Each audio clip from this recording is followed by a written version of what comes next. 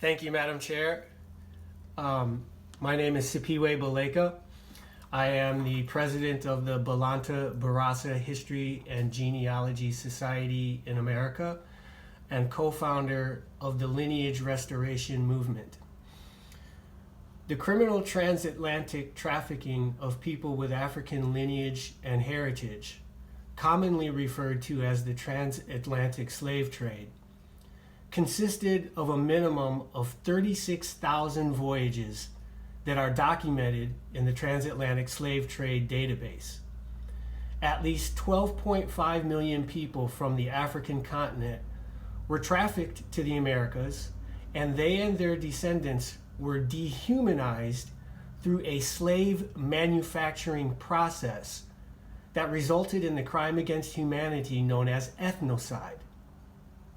While the economic damage of the slave trade and its legacy has been well studied and calculated in the United States, less studied and understood is the damage to the victim's identity resulting from ethnocide. For Black people in the United States, this has resulted in an identity crisis as well as a legal crisis, both domestically and internationally. In addition to the identity crisis, we are now beginning to understand the genetic damage that was done. Scientific study has definitively proven that biopsychosocial adversity affects gene structure and function through biochemical actions on the epigene and lead to pathologic function of the specialized cells of the body, creating what is known as the transgenerational epigenetic effect. Kenneth Nave states, under certain environmental conditions, the epigenome programs or reprograms the genetics of the cells of the limbic system, which, in its most fundamental definition, is the center of all human thought, emotion, behavior, learning, and when present, psychosocial pathology. This environmental shaping of the gene is well confirmed and is also recognized to be transmissible at least to the fourth generation of one's descendants and beyond.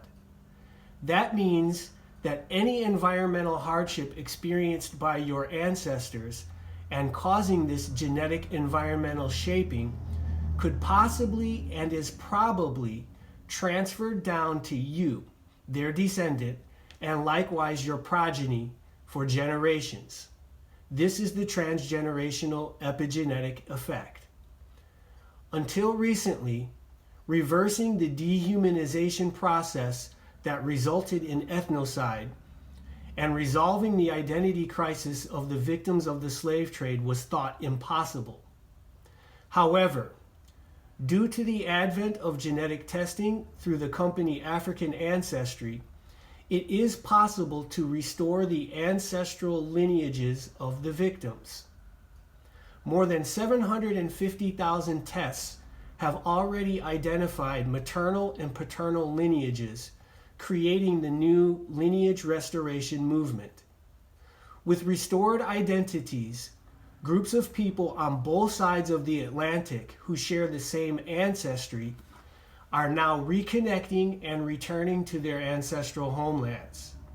They are creating a new model of development and diaspora relations on the African continent that prioritizes human repair and development over economic investment. This was most evident in 2019 when Fode Conte led a contingent of Temne and Mende descendants back to Sierra Leone where they gained citizenship, and in January 2020 when I myself became the first of my family, after 250 years, to return to my ancestral homeland in Guinea-Bissau and helped launch the country's Decade of Return initiative. One important implication of restoring the ancestral lineage is that it allows the victims to better utilize the universal human rights instruments, and in particular, those pertaining to the rights of indigenous peoples and minorities.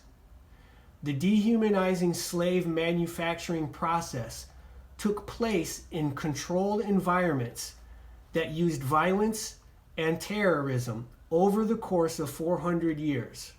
To reverse engineer the transgenerational epigenetic effects, it is going to require controlled environments of the opposite kind: peace, security, and most importantly, autonomy, self-determination, and liberty. This can be achieved through the exercise of minority rights and self-determination under a framework of democratic pluralism in the Americas.